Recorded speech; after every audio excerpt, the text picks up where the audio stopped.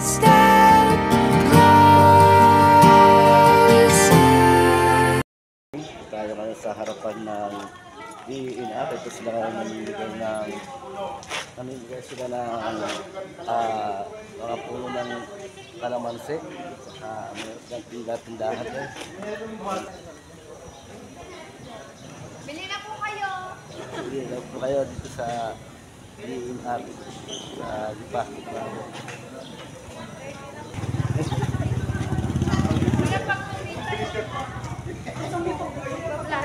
Hi kayo sa vlog. Bumili ka na.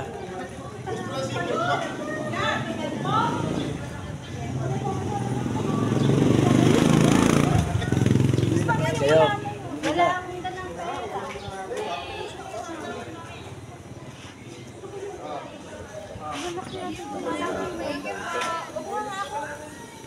puntahan nyo lang po yan doon. Nandun lang po yan.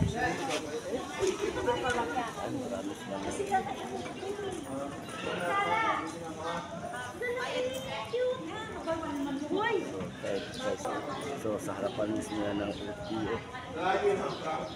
Ang LTO Lipa.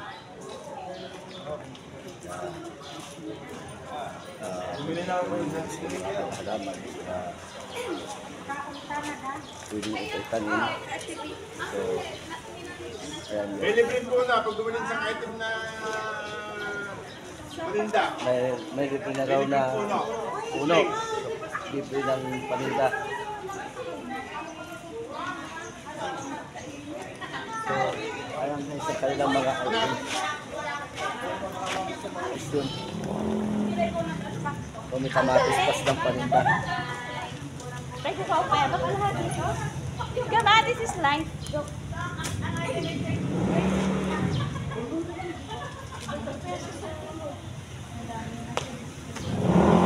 Ang 20 pesos isang kilo ng kamatis.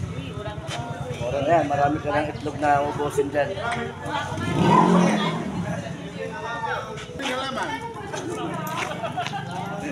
Sa harapan ng Marawo DENR. So, maya naman natin natabayanan kung ano pa ang kanilang mga maaaring ilabas o paninda mamaya.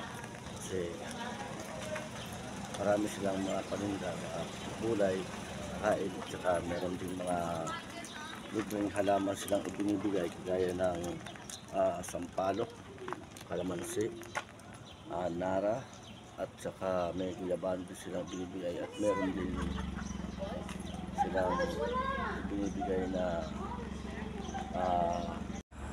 so ayan guys, nakahingi na naman ako ng kalamansi. So yung kalamansi na rin, meron na siyang isang bungang maliit. Ayan siya guys, ayan. So ayan, at saka itong guyabano ulit, nakahingi tayo ng guyabano. Hiningi natin ulit sa DENR kanina sa Marawo, Lipa City. Meron kasi silang pinamimigay ulit mga pananim doon. So ang karamihan kasi kanina nara, tsaka